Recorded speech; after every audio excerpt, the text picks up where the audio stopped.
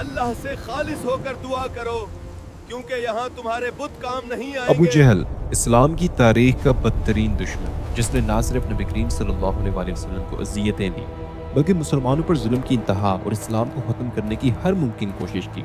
क्या आप जानते हैं कि कैसे उसका बेटा नबी करीम सल्लल्लाहु अलैहि वसल्लम के इखलाक की वजह से इस्लाम के लिए कुर्बान हो गया? जी हाँ, आज हम बात करेंगे इकरमा बिन अबी जहल की, एक ऐसे शख्स की जो बाप की दुश्मनी का वारिस था, लेकिन अल्लाह की हिदायत ने उसे इस्लाम का मुहाफिज बना दिया। इकरमा बिन अबी जहल की कहानी समझने से पहले हमें उनके बाप को समझना होगा। अबू जहल का असल नाम उमरो बिन हशाम था, कुरैश का सरदार, मक्का का ताकतवर तरीन आदमी, लेकिन तारीख ने इसे अबू जहल यानी जहालत का बाप इस नाम से याद रखा। लेकिन आखिर क्यों? क्योंकि जब रसूलुल्लाह सल्लल्लाहु अलैहि वसल्लम ने तौहीद की दावत दी तो अबू जहल सबसे आगे खड़ा हो गया।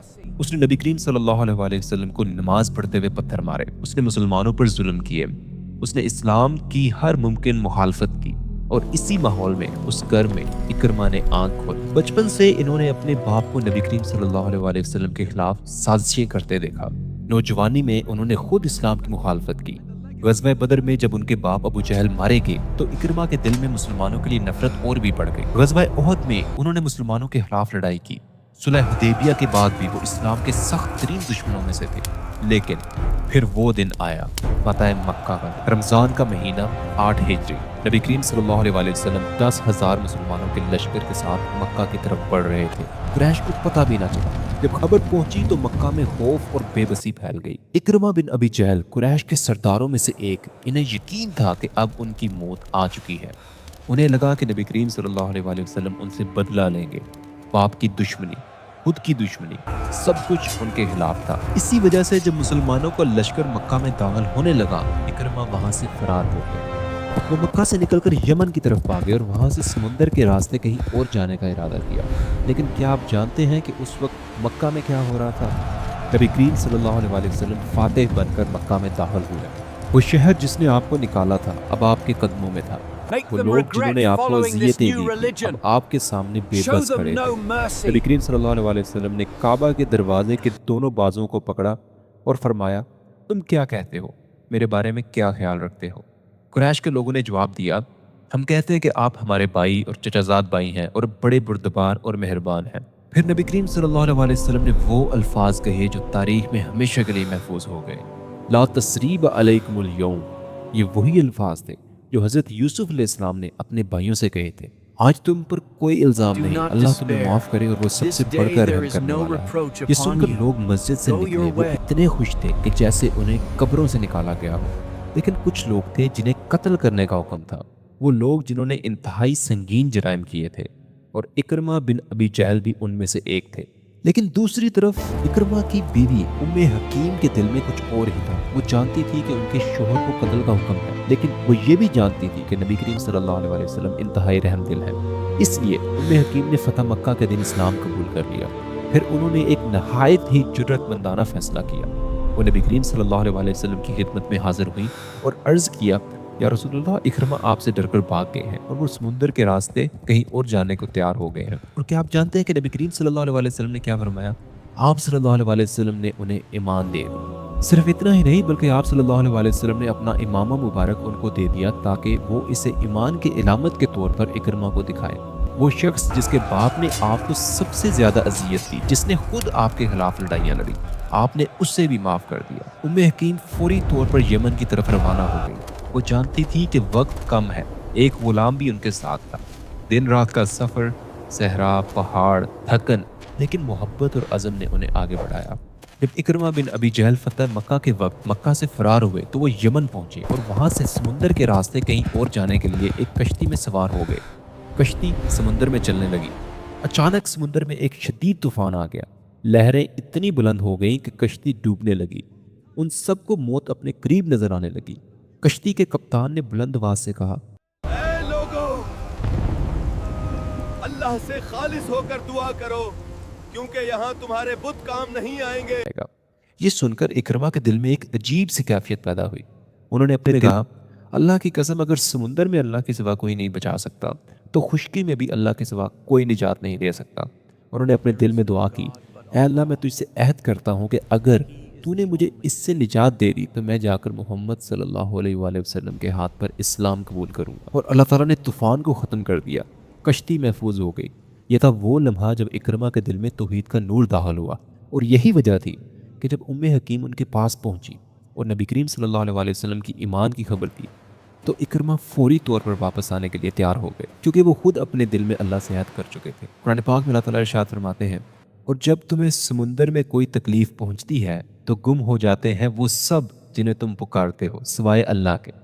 اکرمہ نے سمندر میں اس حقیقت کو پہچان لیا، اور یہی ان کی ہدایت کا پہلا قدم بن گیا۔ جب اکرمہ بن ابی جہل مکہ پہنچے تو نبی کریم صلی اللہ علیہ وسلم مسجد میں تشریف فرما تھے۔ حکیم نے اکرمہ کو ساتھ لیا اور حضور صلی اللہ علیہ وسلم کی خدمت میں حاضر ہوئی، اور آپ اتنے جوش اور خوشی سے کھڑے ہوئے کہ آپ کی چادر مبارک بھی گر گئی۔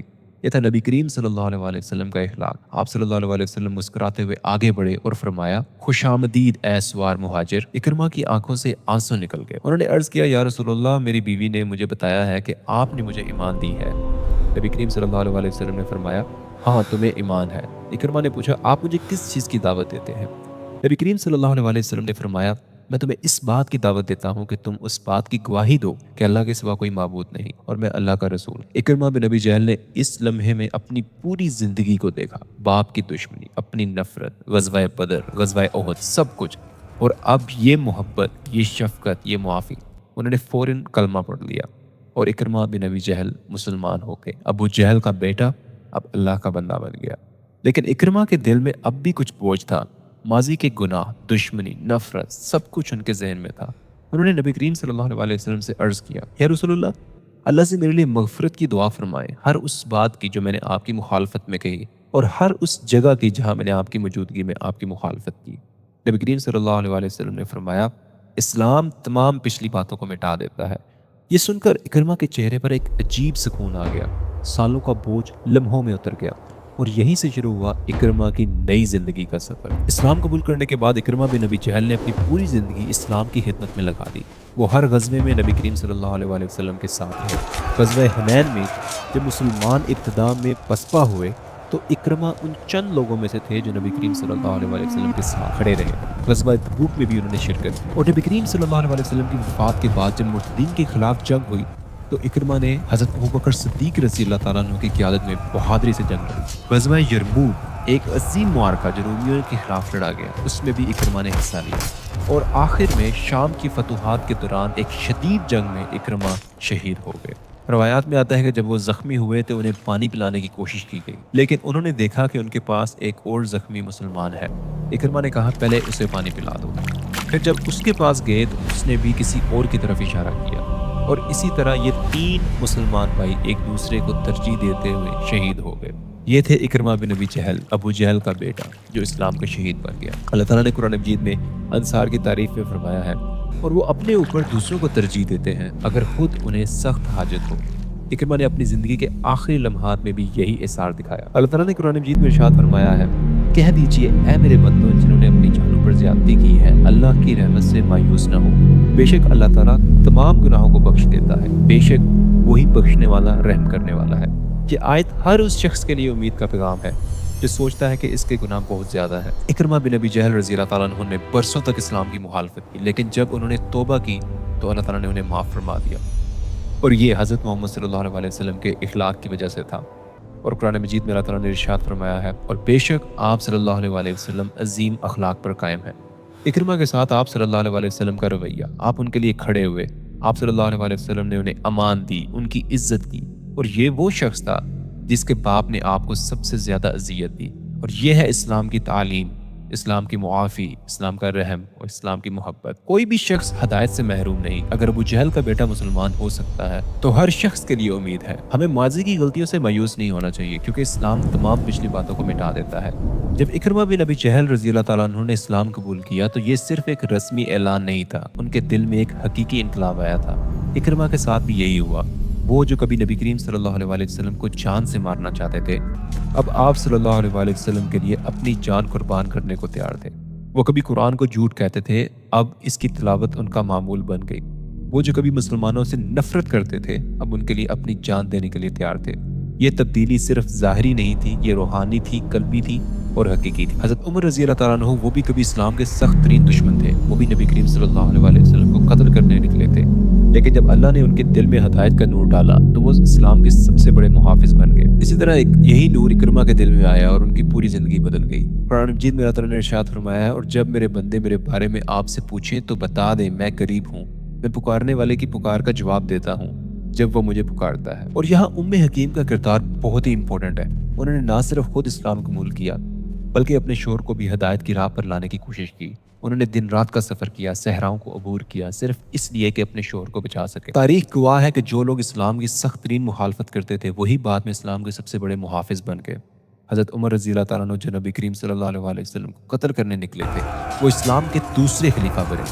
हज़रत खालिद बिन वलीद रज़ी अल्लाह ताला अन्हु जो कई गज़वात में मुसलमानों के खिलाफ लड़े, वो सैफुल्लाह यानी अल्लाह की तलवार बन गए। और इकरमा बिन अबी जहल जो अबू जहल का बेटा था, जो इस्लाम का सबसे बदतरीन दुश्मन था, वो शहीद बन गया।